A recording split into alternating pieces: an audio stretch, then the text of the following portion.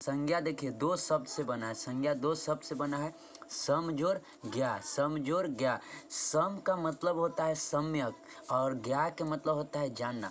देखिए सम्यक सम्यक के मतलब क्या होता है, किसी को अच्छे तरीके से जानना, किसी को अच्छे तरीके से जानना ही क्या कहलाता है, संज्ञा कहलाता है। और सम्यक के मतलब होता है क्या कि देखिए किसी को अच्छे तरीके से जानकर नाम देना। जैसे में देखिए हम इसके बारे में ये जाने कि चलिए इससे लिखा जाता है तो इसको नाम दे देते हैं कि वो लिखन देवता है, इसको कहते हैं चलन देवता है, कुछ भी दे देते। लेकिन हम आज के लोग क्या कहे कि यह कोची है, कलम है, तो क्या हो गया, संज्ञा हो गया। अभी कलम क्या कहलाता है, संज्ञा कहलाता है। अभी कौन संज्ञा है बाद में, लेकिन आप किसी को अच्छे तरीके से नाम देना क्या कहलाता है, संज्ञा कहलाता है। हम लोग रटते हैं ना, किसी व्यक्ति वस्तु स्थान के नाम को संज्ञा कहते हैं। अब आपसे ऑब्जेक्टिव आ जाएगा कि देखिए नाम व्यक्ति वस्तु स्थान कौन संज्ञा है, तो आपको तो लग रहा है सब संज्ञा है, क्योंकि आप पढ़ते हैं किसी व्यक्ति वस्तु स्थान के नाम को संज्ञा कहते हैं। हाँ सब सही है, परिभाषा भी हम सही है, लेकिन इसमें ज़्यादा कौन सही है। देखिए इस परिभाषा के अनुसार देखिए स्थान भी संज्ञा है, लेकिन स्थान को अच्छा तरीके से जाने और नाम दे दिए कि चलिए ये पटना है, ये फलना जगह है। वस्तु को अच्छा से जाने, नाम दे दिए कि चलिए ये कॉपी है, किताब है। अब देखिए व्यक्ति को अच्छे से जाने, नाम दे दिए राम है, गणेश है। तो देखिए ये सब सही है, लेकिन ज़्यादा कोशिश है सबके बारे में जानकर नाम देना ही संज्ञा कहलाता है, क्योंकि संज्ञा का दूसरा नाम नाम ही है, या इसको कहते हैं कि संज्ञा का पर्यायवाची शब्द नाम होता है। इसीलिए यही भी सही है, लेकिन ज़्यादा कौन सही है, नाम। इसलिए ऑप्शन में ऐसा रहेगा तो मार देंगे नाम। यदि ऐसे ही इसको पूछ देता कि बताए निम्नलिखित में से कौन संज्ञा है, तो कहते हैं व्यक्ति भी संज्ञा है, वस्तु भी संज्ञा है, स्थान भी, यानी सब सही हो जाता है। इनमें से सब सही है, तीनों सही है, लेकिन यहाँ 4 ऑप्शन में हो जाता है तो कौन सही है, नाम। जिसमें ऑब्जेक्टिव आ जाएगा संज्ञा का पर्यायवाची शब्द कौन है, तो बोलेंगे नाम। या नाम का पर्यायवाची शब्द क्या है, संज्ञा। किससे निकलता है, तो यहाँ से किसी सम जोड़ गया, सम के मतलब होता है सम्यक, किसी को अच्छे तरीके से जानकर नाम देना क्या कहलाता है, संज्ञा कहलाता है। अब समझे, गलती नहीं ना करेंगे। अब 4 गो ऑप्शन रहेगा तो आप कहिए कि इनमें से सभी भी दे देगा, तो सभी नहीं मारेंगे। मान लीजिए ई में रहता है सभी, नहीं मारेंगे सभी। ज़्यादा आंसर सही कौन है, ई है। हाँ ई अगर रहता, ई रहता, नहीं दिल रहता और इतना में से पूछता तो कहते इनमें से सभी हो जाता। समझे। संज्ञा का पर्यायवाची बोलिए शब्द क्या होता है, नाम, या नाम का पर्यायवाची शब्द क्या होता है, संज्ञा। अब देखिए संज्ञा का पर्यायवाची शब्द है, ऑप्शन है वर्ण, स्वर, सम, नाम। नाम है, पर्यायवाची शब्द नाम है। अब देखिए विकारी के बारे में अभी चर्चा नहीं करेंगे, अभी बाद में करेंगे कि कैसे इसके लिंग पुरुष वचन कार्य के अनुसार बदलता है, इसको बाद में डिटेल से बताएंगे। लेकिन अभी आप जान लीजिए, खाली इतना रट लीजिए, संज्ञा विकारी शब्द है, बस संज्ञा विकारी शब्द है, रट लीजिए, संज्ञा विकारी शब्द है। और ऑब्जेक्टिव आता है इससे कि संज्ञा बताइए कोई चीज़ विकारी है, अविकारी है, दोनों इनमें से कोई, तो कोई मारेंगे संज्ञा विकारी शब्द है, बस। अभी क्योंकि देखिए इसमें संज्ञा में लिंग पुरुष वचन बदल, जैसे में लड़का है, लड़का भी संज्ञा है, देखिए लड़की भी संज्ञा है, यानी पुल्लिंग भी है संज्ञा, स्त्रीलिंग भी है संज्ञा। इन लिंग के अनुसार बदलते जाता है, तभी आप इसको बाद में हम चर्चा करेंगे। खाली रट लीजिए संज्ञा विकारी शब्द है। तो देखिए संज्ञा के भेद, अब चलेंगे संज्ञा के भेद। देखिए संज्ञा के भेद उत्पत्ति के आधार पर संज्ञा के 3 भेद होते हैं। उत्पत्ति के आधार पर संज्ञा के कितने भेद होते हैं, 3। अब देखिए उत्पत्ति के आधार पर संज्ञा के 3 भेद होते हैं और अर्थ के आधार पर संज्ञा के 5 भेद होते हैं। लेकिन आज आधुनिक युग में यही चलता है। देखिए उत्पत्ति के आधार पर संज्ञा के 3 भेद होते हैं। अब कहिए सर हम पढ़े हैं 5 भेद, तो आपसे देखिए 5 भेद पढ़े हैं, ठीक ना। अब विद्वानों के थोड़ा सा लड़ाई झगड़ा होते रहता है, सब लोग विद्वान आते हैं और हम लोग के पढ़ने में टेंशन बढ़ा देते हैं। देखिए आपसे अभी याद कीजिए, उत्पत्ति या व्युत्पत्ति के आधार पर संज्ञा के भेद होते हैं, 3 भेद, उसके बारे में नीचे हम चर्चा कर रहे हैं। अब देखिए 3 भेद होते हैं, अर्थ के आधार पर संज्ञा के 5 भेद होते हैं, उसके हम चर्चा नीचे कर रहे हैं। उत्पत्ति या व्युत्पत्ति क्या है, अर्थ क्या है। तो अभी देखिए आपसे पूछेगा व्युत्पत्ति या उत्पत्ति के आधार पर संज्ञा के भेद, 3 भेद। चलिए ठीक है। अर्थ के आधार पर संज्ञा के भेद, 5 भेद। ऑब्जेक्टिव आएगा तो मार देंगे। अर्थ के आधार पर संज्ञा कितने भेद होते हैं, तो 5 भेद। अब देखिए आपसे हम पूछेंगे निम्न शब्दों में संज्ञा है। अब संज्ञा है, इसको अभी छोड़ देते हैं, इसको बाद में हम चर्चा करते हैं, अभी छोड़ देते हैं। अभी पहले यहाँ ये हम संज्ञा के भेद कहे थे। संज्ञा के भेद कहे कि देखिए अर्थ के आधार पर 5 गो और उत्पत्ति के आधार पर 3 गो। अब बताइए संज्ञा में देखिए अर्थ के आधार पर 5 गो कौन कौन होता है, जातिवाचक संज्ञा, व्यक्तिवाचक संज्ञा, भाववाचक संज्ञा। ये हो गया किसके आधार पर? उत्पत्ति के आधार पर। किसके आधार पर? उत्पत्ति के आधार पर। उत्पत्ति के आधार पर इसको नहीं रखा गया है संज्ञा के भेद में। यह जातिवाचक संज्ञा का दो उपभेद है। जातिवाचक संज्ञा का क्या है? उपभेद है। और सुनिएगा कि देखिए उत्पत्ति के आधार पर संज्ञा के कितने भेद? 3 भेद। जातिवाचक, व्यक्तिवाचक, भाववाचक। जातिवाचक, फिर बोलिए व्यक्तिवाचक, और वह तीसरा क्या हो जाएगा? भाववाचक। और ये है ना तो उपभेद है। पूछेगा जातिवाचक के कितने उपभेद होते हैं? तो 2, समूहवाचक और द्रव्यवाचक। यही पूछता अर्थ के आधार पर संज्ञा के कितने भेद होते हैं? तो 5 भेद बोलते हैं। कहते हैं जातिवाचक संज्ञा, व्यक्तिवाचक संज्ञा, भाववाचक संज्ञा, समूहवाचक संज्ञा, द्रव्यवाचक संज्ञा। लेकिन उत्पत्ति के आधार पर पूछेगा तो संज्ञा के 3 भेद, और यही अवमान है। संज्ञा के 3 भेद होते हैं, जातिवाचक, व्यक्तिवाचक, भाववाचक। और ये 2 गो हैं जो जातिवाचक के क्या हैं? उपभेद हैं। अब हमने लिखा है मूर्त, कि बताइए इस सब को मूर्त कहा जाता है, जातिवाचक और व्यक्तिवाचक को। ये 4 गो जो आ गया ना, जाति का 2 गो उपभेद, इस सब को मूर्तवाचक भी कहा जाता है। और इसको कहता है अमूर्त। मूर्त के मतलब क्या होता है कि देखिए जो दिखाई दे, विजुअल हो। जैसे में देखिए जाति राम है तो दिखाई दे रहा है कि नहीं दे रहा है? अब कोई गाय के जाति है तो जाति भर का बोल दो, गाय, लड़का, बेटा, बेटी, तो सब दिखाई देता है ना कि हाँ भाई लड़का जा रहा है, गाय जा रहा है, वो सब दिखाई देता है। समूह में कोई झुंड जा रहा है, कोई मेला जा रहा है तो दिखाई देता है। कोई व्यक्ति है राम मोहन तो दिखाई देता है, यानी विजुअल हो जो दिखाई दे, उसी को हम कहते हैं कौची? मूर्त। तो देखिए ये जो चारों है ना, ये चारों जाति, व्यक्ति, समूह, द्रव्य, ये सब मूर्तवाचक है। तो ऑब्जेक्टिव भी आ सकता है कि समूहवाचक को क्या कहते हैं? तो मूर्तवाचक भी कहते हैं, समूहवाचक, जातिवाचक क्या कहते हैं? मूर्त कहते हैं, व्यक्तिवाचक की मूर्त। अमूर्त के मतलब होता है दिखाई न दे, इनविजुअल हो, सिर्फ फीलिंग क्या हो? सिर्फ फीलिंग हो, जिसे महसूस किया जाए। जैसे में भाववाचक संज्ञा हम कहें ना कि चलो आपके पापा आपको बहुत प्यार करते हैं, तो आपको कहे कि ये बात कितना प्यार करते हैं, के किलो प्यार करते हैं, तो आप बता दीजिएगा कि 10 किलो करते हैं कि 20 किलो। नहीं, आप कहिएगा कि भूख कस के भूख लग गया, अब के किलो भूख लग रहा है, आप बता दीजिएगा? नहीं बता दीजिएगा। तो देखिए इसमें सिर्फ फीलिंग होता है कि हाँ हमें, हमारे पापा हमसे बहुत प्यार करते हैं, हाँ हमें बहुत जोर से भूख लगा, सिर्फ फीलिंग है, ठीक ना। तो इस देखिए अमूर्त के मतलब होता है फीलिंग, ठीक ना। तो भाववाचक अमूर्त होता है, बाकी ये सब संज्ञा क्या होता है? मूर्त होता है, समझे। ये इनविजुअल दिखाई नहीं देता है, यह दिखाई नहीं देता है। ये क्या करता है? दिखाई नहीं देता है, यह दिखाई देता है। तो देखिए आपसे पूछेगा कि बताइए मूर्त, मूर्त में भाववाचक को रख सकते हैं? तो नहीं। तो आपसे पूछेगा प्यार मूर्तवाचक है? नहीं। भूख मूर्तवाचक है? नहीं, अमूर्त है, सिर्फ फीलिंग है। तो फीलिंग को भाववाचक संज्ञा कहते हैं। अब इस सबके संज्ञा के बारे में चर्चा करेंगे। जातिवाचक क्या है, व्यक्तिवाचक, भाववाचक क्या है, चर्चा करेंगे। पहले आप जान गए कि संज्ञा के उत्पत्ति के आधार पर 3 भेद और 2 गो कोची होते हैं? जातिवाचक के उपभेद होते हैं। और अर्थ के आधार पर संज्ञा के 5 भेद होते हैं, जातिवाचक, व्यक्तिवाचक, भाववाचक, द्रव्यवाचक, समूहवाचक। इसी तरह से देखिए अब आइए क्वेश्चन है, सीता दूध पी गई। सीता दूध पी गई, हम आपसे अंडरलाइन कर दिए। पूछे कि दूध कौन वाचक है? तो आप कहिएगा पढ़े हो कि दूध है द्रव्यवाचक। लेकिन द्रव देखिए तो यहाँ व्यक्तिवाचक है, जातिवाचक, समूह है, नन, इनमें से कोई नहीं। तो बताइए यहाँ द्रव है ये नहीं तो कुछ ही मारेंगे। पूछे हुए सवाल है, पूछ देता है। ढेर टीचर कहेंगे ना कि इसमें से आप आराम से मुस्कुरा के ही मारिएगा, तो मुस्कुरा के इसे काट देगा, नंबर नहीं देगा। यानी कौन वाचक है? तो देखेंगे दूध द्रव्यवाचक है, और द्रव के मेन बाप कौन है? जाति। द्रव का मेन बाप कौन है? जाति। जातीय का 2 गो बेटा है, समूह और द्रव्यवाचक। तो देखिए अगर द्रव न रहे तो कोची मार देंगे? जातिवाचक, क्योंकि जातीय वाचक का नहीं भेद है, समूहवाचक, द्रव्यवाचक। इसलिए छोटा छोटा गलती न करें। अब पानी है तब व्यक्तिवाचक, जातिवाचक, समूहवाचक न। आप कहिए कि नन, आप तो नन मारिएगा, लेकिन गलती कर देगा। क्योंकि बताइए पानी है, द्रव्यवाचक है, और किसके अथी है? बताइए जातीयवाचक 2 उपभेद है, तो मार देंगे जातिवाचक। जातिवाचक खानदान कहिए। अब बोलेंगे दूध है, यहाँ व्यक्ति है, जाति है, समूह है, द्रव है। अब कहिए कि ई में ठीक है, ये अगर ई नहीं रहता तो जाति हो जाता, लेकिन ये है ना, तो 100% क्या है? सही है, यहाँ कोई दिक्कत नहीं। अगर ये नहीं रहेगा, ये नहीं देता तो कोची मारते? जाति मारते। अब पूछेगा जातिवाचक के कितने उपभेद हैं? जातिवाचक के कितने उपभेद हैं? तो आप कोची मारिएगा? जातिवाचक के कितने उपभेद हैं? तो आप क्या मारिएगा? जातिवाचक कितने उपभेद हैं? तब बताइए। यहाँ देखिए जातिवाचक के कितने उपभेद हैं? 1, 2, समूह और द्रव। तो कोची मारिएगा? द्रव। देखिए पहला है व्यक्तिवाचक संज्ञा। व्यक्तिवाचक संज्ञा किसे कहते हैं? तो आप याद करते हैं, जिसे खास व्यक्ति का बोध हो उसे व्यक्तिवाचक संज्ञा कहते हैं। रटते हैं ना, जैसे राम, मोहन, सोहन। तो देखिए आज वो सब परिभाषा नहीं रटना है। देखिए व्यक्तिवाचक संज्ञा अभी बोले दिखाई देता है कि नहीं देता है, तो ये मूर्त है। चलिए ठीक है, पहला हो गया।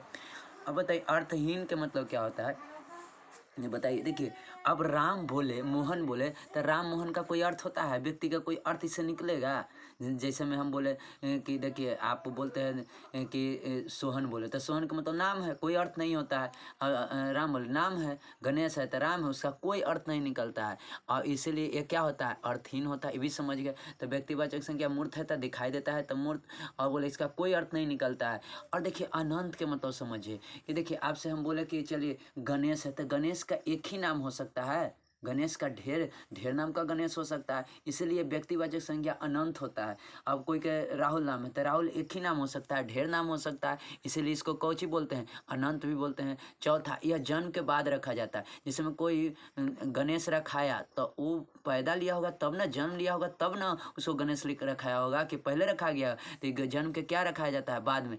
और इच्छा के अनुसार बदला भी जा सकता है। इसका मतलब समझिए कि इच्छा के अनुसार कैसे बदला। जैसे में आपके घर में ये एक मोहन नाम के नौकर है, आपके पिताजी के भी नाम मोहन है, तो आप कहिएगा ना कि ये जी, तो आप पिताजी के तो नाम नहीं बदल सकते हैं, लेकिन नौकर के कहेंगे ना कि ये बाबू आज से तुम्हारा नाम मोहन नहीं रहेगा, आज तुम्हारा से नाम रामू रहेगा। तो देखिए आप इच्छा के अनुसार उसका नाम बदल सकते हैं। चाहे आप भी देखिएगा सर्टिफिकेट पर नाम कुछ रहेगा और घर का नाम कुछ रहेगा, तो आप इच्छा के अनुसार बदल सकते हैं। तो बताइए व्यक्तिवाचक संज्ञा मूर्त होता है, दिखाई देता है, अर्थहीन होता है, कोई अर्थ नहीं निकलता है, यह इसका अनेकों नाम होता है इसलिए अनंत होता है। एक नाम के अनेकों आदमी हो सकते हैं इसलिए अनंत होते हैं। यह जन्म के बाद रखा रह सकता है, आपका नाम जन्म के बाद ही रखा गया है। इच्छा के अनुसार इसको बदला जा सकता है। जैसे राम है, अमूर्त है कि अनंत है कि अर्थहीन है कि नन। अब बताइए तो कहिए कि नन दे दिया, इनमें सभी से नन ना देना चाहिए था, इसलिए मूर्त भी सही है, ये भी सही है, ये भी सही है, क्योंकि राम बताइए दिखाई भी दे रहा है। राम के नाम के ढेर व्यक्ति हो सकते हैं, अनंत भी है, राम का कोई अर्थ नहीं निकलता, वो भगवान मत समझिए। तो देखिए ये क्या हो गया, अर्थहीन भी है राम ना, देखिए राम का मतलब कोई अर्थ नहीं। अब देखिए इस तीनों सही है, यहाँ लिखना चाहिए था इनमें से सभी। चलिए आप समझ गए होंगे। अब देखिए कुछ संज्ञा व्यक्तिवाचक होने पर भी अर्थवान है, यानी देखिए अर्थ निकलता है उसका। जैसे देखिए ईश्वर, ईश्वर का मतलब क्या हुआ, भगवान, परमात्मा, इसका मतलब है भगवान, आत्मा, भगवान, ब्रह्मांड यानी पूरे पृथ्वी। देखिए ये सब व्यक्तिवाचक है, अपवाद में ही सब है, ठीक ना, फिर भी इसका अर्थ नहीं कर रहा। हम बोले व्यक्तिवाचक का अर्थ नहीं निकलता है, लेकिन कुछ है ना जिसका अर्थ निकलता है, प्रकृति, देखिए ये सब है ना व्यक्तिवाचक हैं, फिर भी इसका अर्थ निकलता है। तो यही चार गो है जिसका अर्थ निकलता है कि ईश्वर का अर्थ क्या हो गया, भगवान, परमात्मा कि देखिए ये भी भगवान, आत्मा कि देखिए आत्मा के समझ ये भी हो जाता है, ईश्वर के समझ स्वरूप हो जाता है, ब्रह्मांड मतलब पूरा पूरा देखिए पूरा पृथ्वी, प्रकृति मतलब आप समझिए प्रकृति घटनाओं संबंधित, इसका भी अर्थ निकलता है। तो देखिए ये सब है व्यक्तिवाचक, ये भी याद रखिए ये सब क्या है, व्यक्तिवाचक, लेकिन यह अर्थवान है। तो ऑब्जेक्टिव आएगा ना कि बताइए ईश्वर कौन वाचक, ईश्वर है तो कहिए ईश्वर मूर्त है, तो क्या अर्थहीन है, तो नहीं है। तो कहिए कुछ व्यक्तिवाचक होते हुए भी अर्थहीन नहीं होते हैं, अर्थात अर्थवान होते हैं। अर्थवान का मतलब क्या होता है, अर्थ उसका निकलता है। तो कौन अर्थवान, ये सब व्यक्तिवाचक है फिर भी अर्थवान है, लेकिन आप इतने याद रखिएगा अपवाद में, ये सब अपवाद में है बस। आप बाकी आप सब कोई पूछे तो व्यक्तिवाचक मूर्त होता है, अर्थहीन होता है, लेकिन ये चारों पूछे ना तो अर्थहीन के जगह खाली कुछ बोलेंगे कि अर्थवान होता है, इसका अर्थ निकलता है। अब देखिए व्यक्तिवाचक होगा कुछ, दिशाओं के नाम, दिशा के नाम आप समझते हैं। अब दिशा का नाम जैसे पूर्व, पश्चिम, उत्तर, दक्षिण सब व्यक्तिवाचक होगा। अब देश के नाम, देश के नाम जैसे भारत, पाकिस्तान, ये सब होगा व्यक्तिवाचक। नदियों के नाम, नदियों के नाम नद, गंगा नदी, ये सब हो जाता है, सब होगा व्यक्तिवाचक। पर्वतों के नाम, हिमालय पर्वत, ये सब हो जाएगा व्यक्तिवाचक। ईदों के नाम कहते हैं पानीपत का युद्ध, हल्दी घाटी का युद्ध। महीना के नाम जनवरी फरवरी। पुस्तक के नाम, समाचार पत्र के नाम, ये सब कुछ ही होते हैं, व्यक्तिवाचक होते हैं। व्यक्तिवाचक समझ गए, दिशा के नाम, पर्वत के नाम, ये सब नदी के नाम, ये सब कुछ होता है, व्यक्तिवाचक संज्ञा होता है। आइए पर्वत में कौन सी संज्ञा, अभी बोले हैं, अभी बोले हैं, देखिए पर्वत, पर्वत में कौन सी संज्ञा है, अब बताइए पर्वत में कौन सी संज्ञा। पर्वत अभी बोले हैं कि देखिए पर्वतों के नाम अब देखिए पर्वतों के नाम, कौन सा पर्वतों के नाम होता है, पर्वत में कौन संज्ञा है, तो हम बोले थे पर्वत के नाम दे देगा तो वो हो जाएगा व्यक्तिवाचक, लेकिन पर्वत खाली पूछा है तो देखिए पर्वत खाली पूछा है तो यह व्यक्तिवाचक नहीं होगा, ये हो जाएगा जातिवाचक, क्योंकि उनमें ढेर पर्वत है। देखिए हिमालय, माउंट एवरेस्ट ढेर हो जाएगा तो ये हो जाएगा पर्वत कोची हो जाएगा, जातिवाचक हो जाएगा। पर्वत क्या हो जाएगा, जातिवाचक हो जाएगा। लेकिन वही पूछ देता है हिमालय तो कोची हो जाता है, व्यक्तिवाचक। पर्वतों के नाम, पर्वत नहीं। अब देखिए पर्वतों के नाम, जैसे हम कहेंगे मनुष्य तभी जातिवाचक पर चलेंगे, मनुष्य तो कहेंगे कि जातिवाचक। आप कहेंगे कि राम तो मनुष्यों के नाम तो हो जाएगा व्यक्तिवाचक। अब कहें लड़का तो हो जाएगा जातिवाचक, लेकिन कहेंगे लड़का के नाम गणेश, मोहराम तो चल जाएगा व्यक्तिवाचक। अब कहेंगे कि भैंस, अब तक तो हो जाएगा कुछ जातिवाचक। उसका नाम दे देंगे कि भूरी भैंस, काली भैंस तो चल जाएगा व्यक्तिवाचक में। अब देखिए आइए, व्यक्तिवाचक का मतलब होता है ना कि भीड़ से अलग, बस भीड़ से अलग को व्यक्तिवाचक कहते हैं, भीड़ से अलग उसको कहते हैं व्यक्तिवाचक, ठीक ना। और हिमालय कर दिए तब पर्वत में ढेर पर्वत था तब भीड़ से अलग छांट दिए, हिमालय हो गया, समझ गए। अब कह दिए बुआ भैंस कह दिए तो सब आ गया। हम कहली कि भूरी भैंस, तो देखियो तो भूरी भैंस, तब बताइए भैंस में से भूरी भैंस अलग हो गया ना, यानी भीड़ से अलग को ही क्या कहते हैं, व्यक्तिवाचक संज्ञा। अब आपसे कहेगा व्यक्तिवाचक दूसरा भी कह सकते हैं, भीड़ से अलग, ठीक ना, उसको कहते हैं व्यक्तिवाचक संज्ञा। और यहाँ से कोई दिक्कत नहीं है। अब आइए, पंडित जी देश के प्रधानमंत्री थे। अब बताइए पंडित जी तक सब पंडित, भीड़ में प्रधानमंत्री था, सब पंडित प्रधानमंत्री था, भीड़ से अलग बोल रहा है ये गो के, यानी जवाहरलाल नेहरू के बारे में बोल रहा है, यानी किसी खास पर्सन के बारे में बोल रहा है। भीड़ के बात करेगा ना कि भीड़ में, यानी लगे कि सब के बात कर रहा है, ठीक ना, तो कहेंगे कि वो हो जाता है जातिवाचक। लेकिन बोला पंडित जी देश के प्रधानमंत्री थे, तो बताइए के गो ना आदमी प्रधानमंत्री थे, वो पंडित जी किसको कह रहा है, उस दर्शा रहा है कि वो नेहरू के ही कह रहा है कि पंडित जी देश के प्रधानमंत्री थे। तो इस बात में कौन सी संज्ञा है, तो पंडित जी नेहरू के किसी खास व्यक्ति के बारे में चर्चा कर रहा है, इसलिए कौन वाचक हो जाएगा, व्यक्तिवाचक। अब आइए निम्न में से कौन व्यक्तिवाचक संज्ञा है, तब बताइए व्यक्तिवाचक संज्ञा बोला है। अब बताना है, बताइए महाभारत, महाभारत है। अब देखिए महाभारत है, तब महाभारत 10 को हुआ है नहीं ना, कि महाभारत कहने से ढेर बोध हो रहा है। अब बेटा कहने से लग रहा है ना कि केकर बेटा कहीं, यानी ढेर मानी बेटा, ओकर बेटा, भैंस कैसे कि ललकी भैंस, करकी भैंस, उजलकी भैंस, पेन कैसे लाल कलम बुल्लू कलम, तो यहाँ से महाभारत कैसे लाल महाभारत बुल्लू महाभारत, ढेर महाभारत नजर आ रहा है नहीं ना, एक को महाभारत ना, तो भीड़ से खुद अलग है, यानी व्यक्तिवाचक संज्ञा है। भीड़ से अलग है तो कौन वाचक संज्ञा, व्यक्तिवाचक संज्ञा। अब बताइए पटना, पटना ढेर मानी पटना है, क्यों ना पटना है, तो बताइए कौन वाचक संज्ञा, व्यक्तिवाचक संज्ञा। अब बताइए औरत, औरत बताइए औरत कहने से बताइए एक औरत का बोध हो रहा है, नहीं, एक औरत का बोध हो रहा है, किसी खास औरत का नहीं। यही में कहते हैं कि राम की औरत तो हो जाता व्यक्तिवाचक, मोहन की औरत होता व्यक्तिवाचक। नहीं, औरत कहने से ढेर के कोई हो सकता है, रामों का औरत हो सकता है, मोहनों का औरत हो सकता है, इसलिए यह व्यक्तिवाचक संज्ञा नहीं है। सही आंसर कौन हो जाएगा, ये। और ये बताइए यमुना, यमुना कैसे ढेर मानी, यमुना एक नाम बोल दिया, किसी खास नदी बोलता तो हो जाता है जातिवाचक, लेकिन भीड़ से अलग कर दिया कि वो यमुना नदी है, ठीक ना, गंगा नदी है, भीड़ से अलग कर दिया तो ये हो गया जातिवाचक, भीड़ से अलग, सॉरी व्यक्तिवाचक हो गया, ये भी व्यक्तिवाचक हो गया, भीड़ से अलग। महाभारत खुद भीड़ से अलग है, एक महाभारत है। पटना खुद भीड़ से, यानी पूरा बत जितना राज्य ओकरा में से पटना को बोल रहा है, तो पटना आपको जना जाए क्यों ना पटना है, भीड़ से अलग है। औरत कहने से एक औरत के माथा में फिगर बन रहा है, नहीं बन रहा है, इसलिए इसको हो जाएगा व्यक्तिवाचक संज्ञा नहीं है, जातिवाचक है। अब बताइए पुरुष, अब पुरुष कह रहा है ना, पुरुष दिशा में, अब देखिए पुरुष दिशा में कौन सी संज्ञा है, अब देखिए पुरुष नहीं है, पूरब दिशा लिखल है, पूरब दिशा में कौन सी संज्ञा, अभी बोले हैं दिशा के नाम हो गया ना, दिशा के नाम हो गया ना, दिशा का नाम हो गया, तो बताइए दिशा का भीड़, देखिए 10 को दिशा है, पूरा पश्चिम उत्तर दक्षिण 10 को दिशा, आप 10 को 12 में भी छोड़ दीजिए, ठीक ना। 4 गो कोना होता है, ऊपर नीचे होता है, 4 गो दिशा और 4 गो कोना थी और 2 गो, एगो ऊपर एगो नीचे, तो 10 को दिशा होता है। तो बताइए 10 दिशा में अलग कर दिया, भीड़ से अलग कर दिया, कि वो पूरब दिया पूछ रहा है, भीड़ से अलग कर देवे तो कौन कौची हो जाता है, तो कहेंगे कि व्यक्तिवाचक संज्ञा। तो बताइए पूरा भीड़ से अलग ना है, दिशा में 10 को आ गया, 10 में से एगो के छांट दिया, भीड़ से अलग कर दिया, तो कौची हो गया, व्यक्तिवाचक संज्ञा। अब बताइए कौन से शब्दों का प्राय बहुवचन नहीं होता है? तो जान लीजिए व्यक्तिवाचक का बहुवचन नहीं होता है, क्योंकि भीड़ से वो अलग किया जाता है, ठीक ना। भीड़ से क्या किया जाता है? अलग किया जाता है। तो बताइए किसका बहुवचन नहीं होता है? यदि व्यक्तिवाचक को बहुवचन कर दिया जाएगा तो जाति में तक अति बदल जाएगा। संज्ञा के भेद होते हैं, बोलिए। अगर अर्थ के पूछता तो 5 और पूछता उत्पत्ति के आधार पर तो 3, लेकिन हमको यहाँ ऑप्शन से देखिए 3 दिले 5 दिले नहीं, तो ऑप्शन 3 मार देंगे। निम्न में से व्यक्तिवाचक संज्ञा नहीं है, तो पहले देखेंगे रामायण क्या भीड़ में है? एक क्यों ना रामायण है, तो ये व्यक्तिवाचक होगा ना बाबू।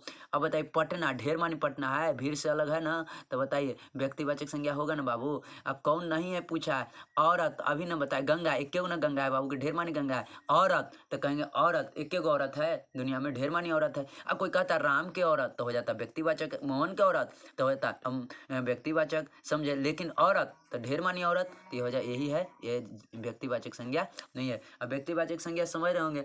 निम्न में से कौन व्यक्तिवाचक संज्ञा है? बताइए गाय। गाय कहे से भीड़ से अलग गाय को कर दिया, नहीं किया, गाय के भीड़े में रखा। कौन गाय? ललकी गाय, भुअर की गाय, नहीं पता चल रहा है, यानी व्यक्तिवाचक संज्ञा नहीं है।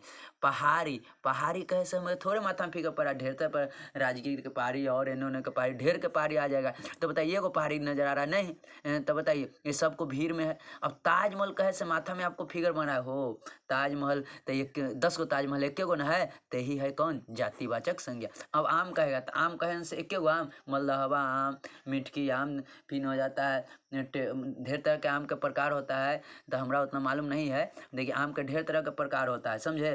तो बताइए आम के जाति को डिवाइड करता है कि हाँ मलदहवा आम तो हो जाता है कौची व्यक्तिवाचक, लेकिन नहीं ना उसका प्रकार को डिफाइन किया है, इसलिए आपको हो जाएगा, बताइए जातिवाचक हो जाएगा। और भीड़ से अलग यही है, ताजमहल एक गो है, इसलिए हो जाएगा व्यक्तिवाचक संज्ञा। आइए जातिवाचक संज्ञा। देखिए जातिवाचक आप जानते हैं कि पूरे समूह का बोध, यानी भीड़ में बोध हो, यानी भीड़ में, जैसे में आ गया, देखिए भीड़ में बोध हो, जैसे लड़का, तो लड़का कहने से एगो लड़का का बोध नहीं हो रहा है। कहेंगे कि औरत कहने से एक बोध नहीं हो रहा है, कर औरत सबका औरत हो सकता है। आप कहेंगे महिला तो हो जाएगा बेटा बेटी, ये सब, यानी उससे पूरा जात का बोध हो, उससे यानी भीड़ से उसको अलग नहीं किया गया हो, ठीक ना, उसमें शामिल हो, समझे, उसी को कहते हैं जातिवाचक। जातिवाचक बताइए, हम बोले बेटा, तो बेटा बोले तो किसी खास का बेटा नहीं ना बोल रहे हैं, कोई के बेटा तो कहेंगे सबका बेटा प्यारा होता है। तो बताइए सबके बारे में हम चर्चा कर रहे हैं। यानी देखिए जातिवाचक संज्ञा में देखिए एक रहना ना कि इसको सामाजिक सोच, सीधे सामाजिक सोच को जातिवाचक संज्ञा कहते हैं। हम कहेंगे सामाजिक सोच, जैसे आपको हम बता रहे हैं सामाजिक सोच, हम अपना तरीके से बता रहे हैं। जैसे हम बोले बाबू कि सबका बेटा प्यारा होता है। अब बताइए समाज सबके बारे में कह रहा है, सबका बेटा बड़ा, समाज के बारे में कह रहा है, तो बताइए सबको लेकर चल रहा है, जातिवाचक पूरे समाज के लेकर चल रहा है। अब बताइए अब कहेंगे कि देखिए अब हम आपको बोले, देखिए जातिवाचक संज्ञा के जैसे हम कहें कि सभी का गाय बीमार है। अब बताइए ये हो गया गाय बीमार है, चाहे गाय सीधी होती है, तो बताइए ये गाय के बारे में चर्चा करें, पूरे समाज के बारे में चर्चा कर रहे हैं, तो यही हो जाता है कुछ जातिवाचक। अब देखिए मूर्त के मतलब बताइए, अब बोले लड़का तो लड़का जनाई नहीं दे रहा है, दिखाई देना मूर्त कहलाता है, जातिवाचक मूर्त होता है। अर्थवान, इससे अर्थ निकलता है। जिससे हम कहेंगे वायु, तो वायु एक प्रकार का होता है, ढेर प्रकार का वायु होता है, गर्म वायु, शीतल वायु, अब होता है ठंडी वायु, इसको कहेंगे। तो देखिए ढेर तरह के, मतलब कि देखिए इसका अर्थवान होता है, इसका अर्थ निकलता है। और यह जन्म से पहले रखा जाता है। जन्म से पहले आप जन्म लेते हैं तो गाय जन्म लिए तो उसको पहले ही जानते थे कि क्या है, गाय है। अब जन्म से पहले, आप जन्म लेने के बाद जाने कि उसके पहले ही से रखा है। तो बताइए ये 3 चीज़ याद रखिएगा, मूर्त होता है, दिखाई देता है, अर्थ निकलता है इससे, या जन्म के पहले रखा जाता है, लेकिन व्यक्तिवाचक में जन्म के बाद रखा जाता है। अब देखिए जातिवाचक होता है कौन? अब देखिए संबंधियों के नाम, ये सब मत रटिएगा, ये सब मत रटिए, खाली हम लिख दिए हैं। अब देखिए बेटा कैसे एक बेटा का बोध हो रहा है, ये सब मत रटिएगा, संबंधियों के नाम ये सब नहीं। आप ऐसे सोचिए कि बेटा कहने से सबके बेटा का बोध हो रहा है, तो बताइए सबका बोध हो, यानी समाज में तो हो जाएगा जातिवाचक। नाना कहे से एगो राम के नाना का बोध हो रहा है, सबके नाना का बोध हो रहा है। चाचा कहे से सबके चाचा का बोध हो रहा है, कहता था राम के चाचा, तो हो जाता व्यक्तिवाचक। अब देखिए व्यवसाय का नाम कलाकार हो गया, अब कलाकार कहेंगे, आप कहेंगे सलमान खान बहुत अच्छा कलाकार है, तो हो जाएगा कोई चीज़, जातिवाचक नहीं होगा, व्यक्तिवाचक, लेकिन हम कह दिए ना सभी कलाकार अच्छे होते हैं, समझे, तो हो जाएगा जातिवाचक, क्योंकि सब कलाकार मुसलमानों का ना आ जाएंगे। अब पदों के नाम डॉक्टर, वकील, कहेंगे डॉक्टर आजकल के घूसखोर हो गया है, लुटखोर हो गया है, मतलब एगो डॉक्टर करें सबके। हम कहें ना कि नहीं राम डॉक्टर बड़ा खराब है, क्या ऐसे कह दिए, तो बताए अवधेश डॉक्टर बड़ा खराब, तो किसी को नाम ले लिए पर्सनल, भीड़ से अलग कर दिए, डॉक्टरों में से भीड़ के अलग कर दिए कि नहीं अवधेश डॉक्टर, तो हो जाएगा कोची, वो हो जाएगा जातिवाचक। लेकिन भीड़ में रख रहे हैं, कौन डॉक्टर को कर रहे हैं ये नहीं है, नहीं ओकरों में से भीड़ से अलग कर देंगे तो हो जाएगा जातिवाचक, नहीं होगा व्यक्तिवाचक। लेकिन भीड़ में डॉक्टर सब आज करके लुटखोर हो गए हैं, तो हो जाएगा कोची जातिवाचक। वकील, कोई के नाम ले लेंगे तो जातिवाचक, लेकिन खाली वकील करें, वकील भी घूसखोर हो गए हैं, तो बताइए कौन चीज़ हो जाएगा जातिवाचक। इसी तरह से कोयल, गाय, कुर्सी, पंखा, ये सब कुछ हो जाएगा जातिवाचक। जातिवाचक तो कोई दिक्कत नहीं है, ये सब देखिए प्रकृति तत्वों के नाम, तूफान आ जाए, बिजली आ जाए, वर्षा आ जाए, भूकंप आ जाए, ज्वालामुखी आ जाए, सब याद रखिएगा। तूफान पूछले है, बिजली आ जाए, वर्षा आ जाए, भूकंप आ जाए, ज्वालामुखी, सब कौन वाचक है जातिवाचक। तूफान, बिजली, वर्षा, भूकंप, ज्वालामुखी कौन वाचक है जातिवाचक। देखिए जातिवाचक संज्ञा है, जातिवाचक संज्ञा है। अब बताइए सोना कहने से सोना, अब सोना करें तो इस छोड़ दीजिए, नापा तोला जाए तो द्रववाचक में चल जाएगा, द्रववाचक में चल जाएगा। अब देखिए श्याम कहने से, श्याम कहने से तो श्याम किसी बताइए भीड़ में से अलग कर दिए, श्याम को बोराती व्यक्तिवाचक हो गया। अब बताइए दुख, तो ये फीलिंग है, दिखाई दे रहा है, अब इसको गलत करे से करेंगे तो दुख दिखाई देता है कि हमारा बड़ी दुख है, तो कहिए ना कि 1 किलो दुख हो बाबू, तो नहीं ना बताइएगा, दिखाई नहीं दे रहा है तो बताइए दिखाई न दे तो भाववाचक हो जाता है, दिखाई न दे भाववाचक, फीलिंग अमूर्त हो जाता है। तो बताइए अब बताइए लड़का, लड़का कहने से खाली बताइए पर्सनल कोई हो कि लड़का, सबके लड़का होता है, ठीक ना, तो लड़का कहने से पूरे लड़का का बोध हो रहा है, तो बताइए पूरे लड़का का बोध होता है, यही हो गया जातिवाचक संज्ञा। जातिवाचक पुल्लिंग संज्ञा, बोला है कि जातिवाचक पुल्लिंग बताइए, तो बताइए पहले तो अथी करेंगे, हटाएंगे, हिमालय जातिवाचक है, बोलो पर्वत खाली देता तो जातिवाचक, लेकिन पर्वत के नाम दे दिया है, पर्वत के क्या दे दिया नाम, तो ये हो गया व्यक्तिवाचक संज्ञा। कौन वाचक संज्ञा हो गया व्यक्ति। अगर कहता है लड़का तो हो जाता है जातिवाचक, लड़का का नाम दे दिया राम मोहन तो हो गया जातिवाचक नहीं व्यक्तिवाचक। अब देखिए चावल, चावल तो चावल देखिए चावल है ना, चावल है, चावल का मतलब ढेर प्रकार के चावल होता है, लेकिन चावल बोला है तो जातिवाचक है, लेकिन हमको बोला है पुल्लिंग। अब चावल है स्त्रीलिंग, जैसे होता है ना, अब देखिए आप कहते हैं चावल पक गई, ठीक ना, चावल कच्ची है, यानी स्त्रीलिंग है। अब यहाँ से आइए, अब मोहन, अब बताइए लड़का के नाम दे दिया मोहन, तो हो गया व्यक्तिवाचक संज्ञा हो गया। अब बताइए चपरासी, अब चपरासी है, चपरासी कैसे एक चपरासी का बोध हो रहा है, सब चपरासी जातीय का बोध हो रहा है, चपरासी जातीय का बोध हो रहा है, तो चपरासी कोची हो जाएगा पुल्लिंग भी है, ये हो जाएगा पुल्लिंग जाति। ये भी था जातिवाचक, ठीक ना, ये भी जातिवाचक था, लेकिन स्त्रीलिंग था, ये था पुल्लिंग। अब बताइए फूलों के नाम किस संज्ञा से। अब देखिए एगो और याद रखिएगा, हम नाम बोले हैं कि नाम होता है जाति अति व्यक्तिवाचक, लेकिन फल फूल के नाम बोलेगा ना तो सब फूलों के नाम बोलेगा जाता ना, गुलाब के फूल, एक फूल, तो देखिए ये सब हो जाता है जानते हैं जातिवाचक, ये थोड़ा सा याद रखिएगा, ठीक ना, फूलों के नाम ये सब हो जाता है जातिवाचक, हमेशा याद रखिएगा। अच्छा लकड़ी शब्द में संज्ञा बताइए, लकड़ी कैसे बताइए, लकड़ी कैसे एगो लकड़ी का पूरा लकड़ी जात का बोध हो रहा है, तो बताइए कोची हो जाएगा, बोलिए लकड़ी कौन से कोची हो जाएगा, बोलिए लकड़ी कौन शब्द हो जाएगा, तो हो जाएगा कोची जातिवाचक। चिड़िया, चिड़िया कहने से एगो बोध हो रहा है, नहीं पूरे कई बोध हो रहा है, तो हो जाएगा जातिवाचक। तूफान, तूफान बोले थे, तूफान आ जाए, आंधी आ जाए, वर्षा आ जाए, यानी प्राकृतिक घटना जितना आ जाए वो सब होता है कोची जातिवाचक, तो मार देंगे जातिवाचक। आम, ये भी कोची है जातिवाचक, ठीक है। अब आइए समूहवाचक संज्ञा, समूहवाचक संज्ञा। देखिए समूहवाचक आप कहते हैं जिससे एक ही जाति के समूह का बोध होवे, जैसे एक ही जाति का समूह, कलम है, ढेर मानी कलम, मेला है, झुंड है, अंगूर के गुच्छा है, ठीक ना, ये सब जैसे में सभा हो रहा है, दल, गिरोह, पंचायत। कुंज के मतलब होता है ना कि देखिए बाग बगीचा ये सब होता है ना, है वो सब, कुंज का मतलब होता है झुंडे होता है, बाग बगीचा ये सब होता है ना, उसको बोलते हैं, उसका पूरा झुंड कहलाता है। देखिए मंडल, ये भी झुंडे के से दर्शाता है, गुच्छा, अंगूर के गुच्छा उच्छा, यानी झुंड का बोध हो उसे कहते हैं समूहवाचक। अब देखिए समूहवाचक संज्ञा की पहचान करें। अब घी झुंड है, नदी झुंड है, राम झुंड है, नहीं ना, तो नहीं होगा, यानी टीम हो जाएगा। टीम झुंड में आता है तो ये हो जाएगा। अब कहेगा कि सर राम कौन है, तो राम व्यक्तिवाचक। नदी कौन है, तो कोई खास नाम नहीं लिया तो जातिवाचक। घी कौन है, तो घी कहेंगे द्रववाचक। अगर द्रववाचक नहीं देता तो मारते जातिवाचक। अब देखिए बाजार संज्ञा, तो बाजार झुंड न है, बाजार में एक ही आदमी रहता है, झुंड से जाता है, तो बताइए कौन हो जाता है, तो कोची मारेंगे, तो समूहवाचक, कोई दिक्कत नहीं है। अब बताइए कक्षा कौन संज्ञा, कक्षा झुंड में रहता है, एगो लेकर के तो कक्षा में नहीं पढ़ाया जाता है, तो आ जाएगा समूहवाचक। अंगूर, अंगूर बताइए, अंगूर, आप क्या अंगूर, अंगूर है, ठीक है, अंगूर है, तो अंगूर पूछा है, तो अंगूर, अब देखिए यहाँ से पूछा है, ठीक है, अंगूर का गुच्छा, तो अंगूर पूछा है कि अंगूर कौन वाचक है, तो अंगूर, देखिए अंगूर का गुच्छा पूछता ना, अंगूर के गुच्छा पूछता तो हो जाता कुछ इसमें कुछ हो जाता है, अंगूर के गुच्छा तो हो जाता है कुछ समूह में, ठीक है, अंगूर के गुच्छा। लेकिन पूछा अंगूर खाली, तो हम बोले थे ना कि फल, फल के ना, देखिए फल के ना अंगूर दिया है, आम दिया है, अंगूर दिया है। लेकिन एक और बात होता है कि अंगूर जब भी रहता है तो गुच्छे में रहता है, अंगूर जब भी रहता है तो गुच्छे में, आप सोचिएगा कि हो जाएगा कुछ जातिवाचक, अंगूर जब भी रहता है तो गुच्छे में रहता है, इसलिए हो जाएगा समूहवाचक।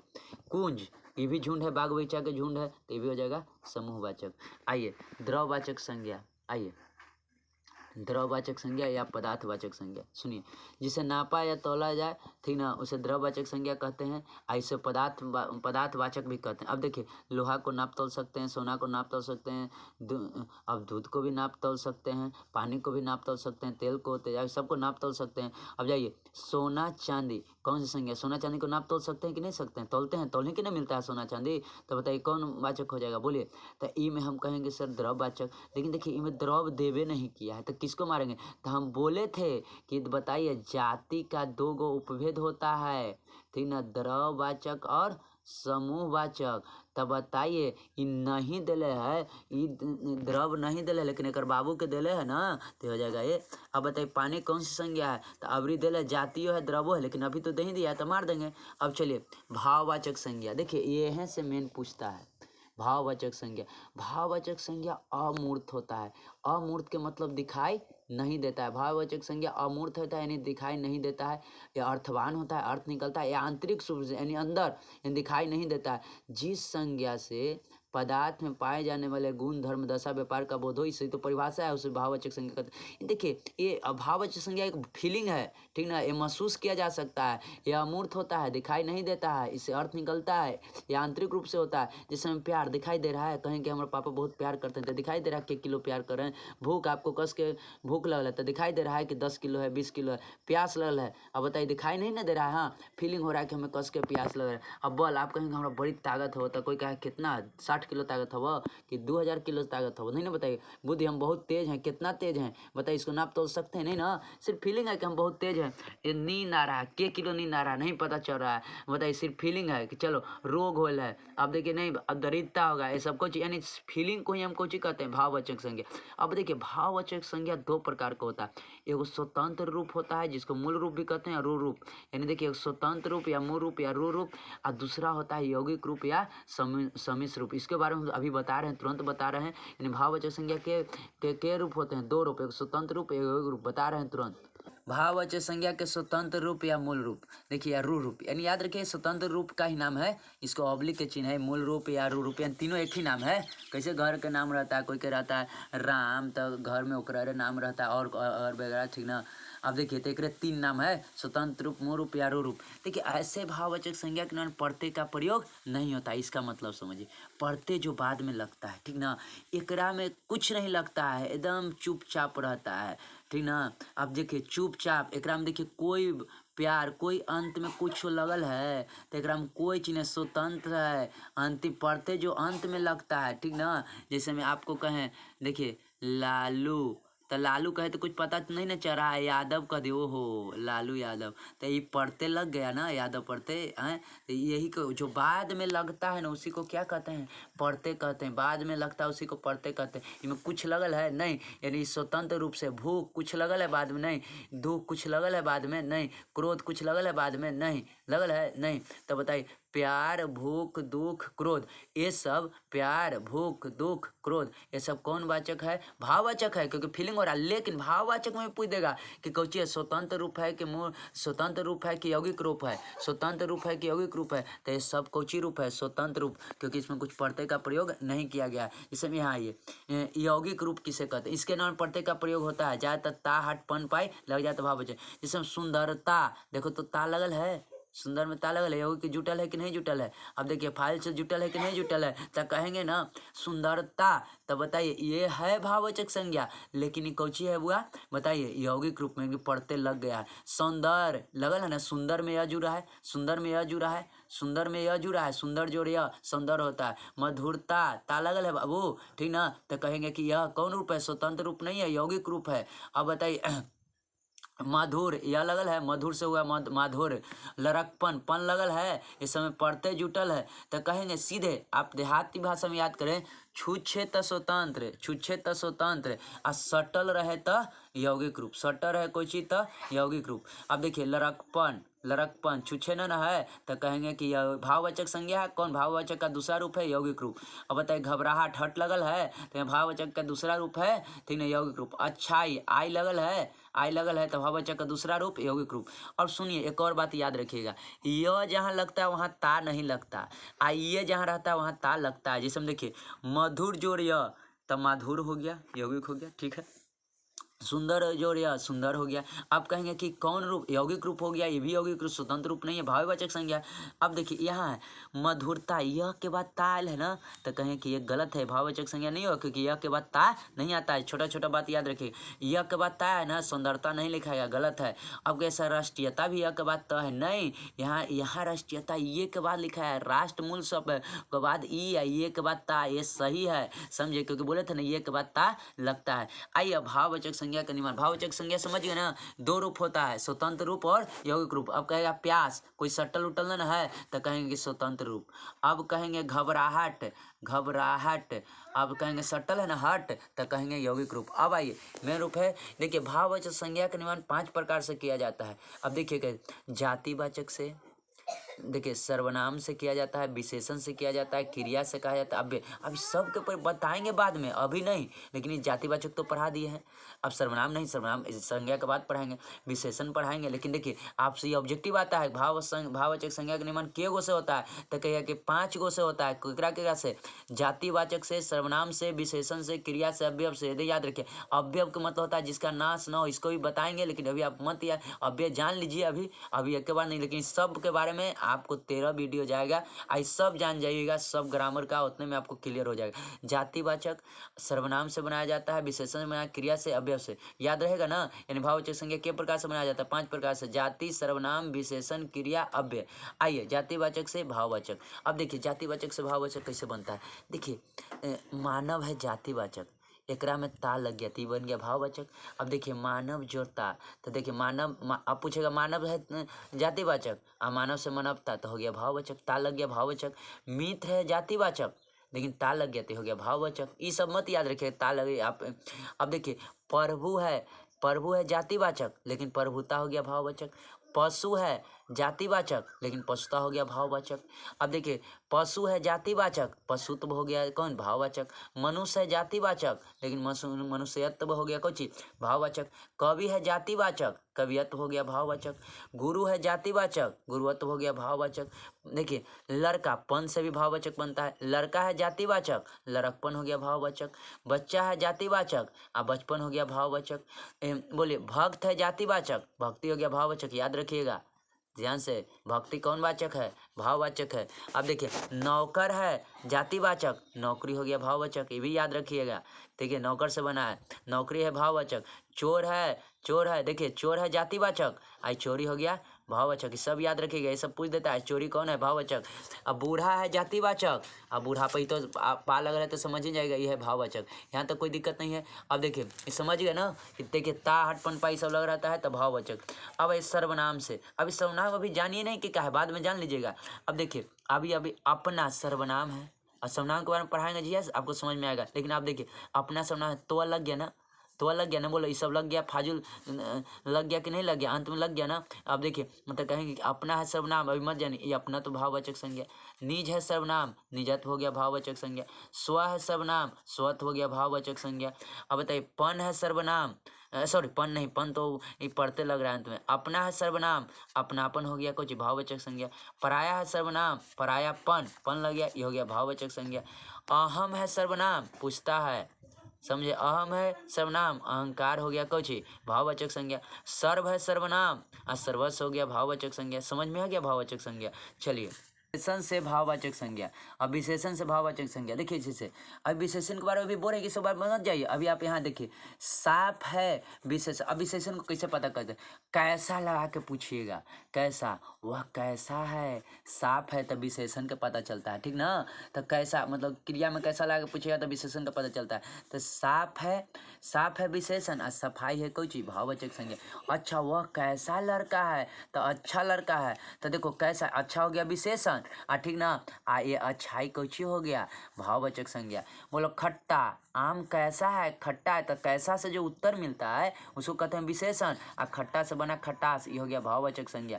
अब बताए मीठा, अब देखिए कहेंगे खीर कैसा है, तो मीठा है, तो कैसा का जवाब मीठा बोला तो विशेषण, मिठास आ गया तो कुछ भाववाचक संज्ञा। उदार, वह कैसा व्यक्ति है, उदार है, दयालु है, तो उदार है विशेषण और उदारता आ गया कुछ भाववाचक संज्ञा। वीर, अब कहेंगे वह कैसा व्यक्ति है, तो वीर व्यक्ति, कैसा का उत्तर में है तो वीर हो गया विशेषण और वीरता हो गया भाववाचक संज्ञा। अब देखिए सरल, वह बहुत ही सीधा आदमी है, वह कैसा आदमी है, सरल आदमी है, तो सरल हो गया विशेषण और सरलता हो गया भाववाचक संज्ञा। मधुर, अच्छा उसका आवाज कैसा है, मधुर है, तो मधुर विशेषण है और मधुर क्या हो गया, बोलिए भाववाचक संज्ञा। यह जुटा ना। सुंदर, वह कैसा लड़की है, सुंदर लड़की है, तो विशेषण है और सुंदर हो गया भाववाचक संज्ञा। स्वस्थ, वह कैसा है, स्वस्थ है, और स्वास्थ्य हो गया भाववाचक संज्ञा। क्रिया से भाववाचक संज्ञा, देखिए क्रिया से भाववाचक संज्ञा। खेलना, ना लगल है क्रिया, आप ना पढ़ते हैं कि ना लग जाओ, अंत में क्रिया होता है ना लग जाए, ना लगल है क्रिया, इस खाली पटना। अब देखिए पटना में ना लगे तो सब अपवाद है, नाना है, ये सब क्रिया नहीं है। अब देखिए ना लग तक, देखिए क्रिया से भाववाचक। खेलना क्रिया है, तो ये हो गया खेल भाववाचक संज्ञा, ये सब याद रखिएगा। अब लूटना क्रिया है, ठीक ना, लेकिन लूट भाववाचक संज्ञा हो गया। जीतना क्रिया है, लेकिन जीत कोची हो गया भाववाचक संज्ञा। हंसना क्रिया है, हंसी कोची हो गया भाववाचक संज्ञा। चढ़ना क्रिया है, लेकिन चढ़ाई भाववाचक संज्ञा हो गया। पढ़ना क्रिया है, लेकिन पढ़ाई कोची हो गया भाववाचक संज्ञा। थकना क्रिया है, लेकिन थकावट भाववाचक संज्ञा हो गया। चुनना क्रिया है, लेकिन चुनाव भाववाचक संज्ञा, याद रखिएगा चुनाव कौन वाचक संज्ञा है, भाववाचक संज्ञा। देखिए उड़ना कुछ उड़ना क्रिया है और ये कुछ हो गया भाववाचक संज्ञा, ये भी याद रखिएगा। उड़ान कौन वाचक है, भाववाचक, उड़ना कौन है, क्रिया है। लेना देना क्रिया है, लेकिन लेन देन कुछ है, लेन देन भाववाचक संज्ञा। अब देखिए खाना है क्रिया, ना लगल है, और खान कौन वाचक है भाववाचक। अब देखिए अव्यय बाद में बताएंगे, ठीक ना, अव्यय जिसका नाश न हो इसको बाद में, लेकिन अव्यय से जान लीजिए, अव्यय इसको बाद में चर्चा करेंगे, लेकिन आप जान लीजिए अव्यय से भाववाचक। भीतर अव्यय है। अब देखिए अव्यय कहने से क्या होता है, अव्यय कहने से मतलब इसके लिंग पुरुष वचन में परिवर्तन नहीं होता, थोड़ा सा समझा देते हैं, इसे भी एग्जाम्पल के रूप में हम देते हैं। देखिए अव्यय का मतलब देखिए राम भीतर गया। चलिए अब बोलिए, अब यहाँ लिखेंगे सीता, तो सीता लिखेंगे तो यहाँ हम बताइए भीतर लिखेंगे कि भीतरी लिखेंगे, बोलिए क्या लिखेंगे। अब देखिए अव्यय उसको कहते हैं जिसको लिंग के अनुसार परिवर्तन, लिंग पुरुष के अनुसार परिवर्तन नहीं है। राम भीतर गया तो भीतरे कहेंगे। अब देखिए सीता भीतर गया तो भीतरे कहेंगे, भीतरे नहीं बोलेंगे। जैसे हम कहेंगे राम और श्याम जाता है, ठीक है, तो और लगा हम कहेंगे सीता और गीता जाती है। अब बताइए, अब राम और श्याम जाता है तो और बोले, अच्छा सीता और गीता जाती है तो और ही काहे ना बोले, ना बोले। तो जिसका कोई परिवर्तन नहीं होता है, चाहे पुल्लिंग आ जाए चाहे स्त्रीलिंग आ जाए, उसी को हम क्या बोलते हैं, अव्यय कहते हैं। यहाँ कौन अव्यय है, यहाँ और क्या है, अव्यय है। अव्यय का मतलब होता है लिंग पुरुष के अनुसार नाश न हो। उसे चलिए अव्यय समझिए, इसके बाद में और चर्चा करेंगे, समझे। जैसे में राम और श्याम जाता है तो और हो गया। अब कहें सीता और गीता जाती है तो और ही ना हुआ, और रह गया, कोई परिवर्तन नहीं होता लिंग पुरुष के अनुसार। तो आइए अव्यय से बाद में बताएंगे। तो भीतर से देखिए, भीतर हो गया अव्यय, भीतरी हो गया भाववाचक संज्ञा। ऊपर हो गया अव्यय, ऊपरी हो गया भाववाचक संज्ञा। दूर हो गया अव्यय और दूरी हो गया भाववाचक संज्ञा। समीप हो गया अव्यय, समीप हो गया भाववाचक संज्ञा। परस्पर हो गया अव्यय, पारस्परिक हो गया भाववाचक संज्ञा। व्यवहार हो गया अव्यय, व्यवहारिक हो गया भाववाचक संज्ञा। निकट हो गया अव्यय, निकटता हो गया भाववाचक संज्ञा। शीघ्र हो गया अव्यय, शीघ्रता हो गया भाववाचक संज्ञा। अब आइए देखिए अमोनी में हम आपसे पूछेंगे कि बताइए कौन है। अमोनी में आपसे हम पूछेंगे कि बताइए कौन है भाववाचक संज्ञा। तो कहेंगे मुनित होगा कि मौन होगा। तो आप कुछ याद रखिएगा, लिख देते हैं। तो देखिए ये नहीं होता, मुनित नहीं होता है, ठीक ना।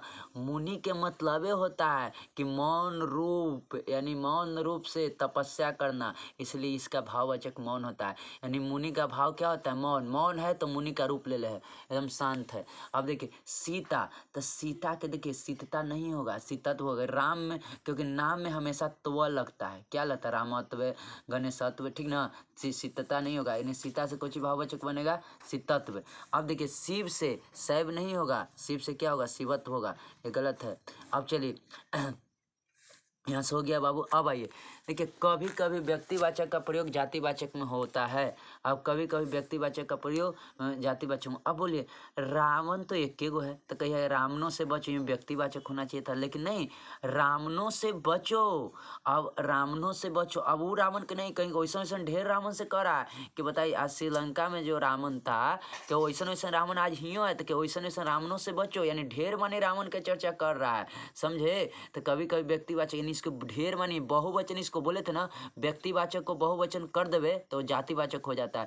नहीं, रावणों से बचो, ऐसा ऐसा ढेर रावण से बचने के लिए कह रहा है, वो रावण से नहीं कह रहा है कि ना, कह रहा है ओकरे उदाहरण देखिए, वैसे वैसे रावणों से बचो, वैसे वैसे रावण आज समाज में आ गया है, ढेर मानी के चर्चा करा, भीड़ से अलग नहीं किया है कि खास श्रीलंका वाला रावण से बचो, भीड़े में रखा है कि रावणों से बचो, इसलिए हो जाएगा जातिवाचक संज्ञा। आइए आजकल हर घर में रावण है, अब बताइए भीड़े में न रखा रावण को, ठीक ना, कि अलग कर दिया कि जो सीता को रावण ले गया वो रावण नहीं, भीड़े में रखा है, यानी ढेर मानी रावण क्या, हर घर में रावण है, हर पापी को रावण बोल रहा है, यानी भीड़े में रखा है, यानी जातिवाचक।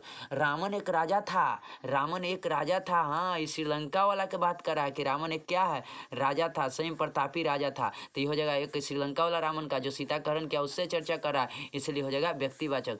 देश की हानि जयचंदों से, जयचंद होता है, बनवास था जयचंद जो भारत के सबसे ज्यादा लूटा। तो बताइए आज कह रहा है वो जयचंद के चर्चा करता तब मारते कौची, व्यक्तिवाचक। लेकिन देश की हानि जयचंदों से होता है, जयचंद मतलब लुटेरों से, तो बताइए एगो लुटेरा है, ढेर मानी लुटेरा है, तो देखिए क्या हो जाएगा, जातिवाचक। ऐसे बहुवचन है तो मेरे गांव में प्रत्येक बालक सचिन तेंदुलकर, खाली सचिन तेंदुलकर के बात करता है, सचिन तेंदुलकर के 100 शतक हैं, तो मारते कुछ जातिवाचक। लेकिन कह रहा है कि मेरे गांव में प्रत्येक बालक सचिन तेंदुलकर है, यानी सचिन तेंदुलकर को भीड़ में न ला दिया, सचिन तेंदुलकर को भीड़ में न ला दिया, वो फलना सचिन तेंदुलकर थोड़ी तुलना करा, प्रत्येक बालक को करा कि हमारे सब बालक सचिन तेंदुलकर है, तो हो जाएगा कुछ जातिवाचक। ध्यान दीजिएगा, इन्हें कि रट के चल जाइएगा।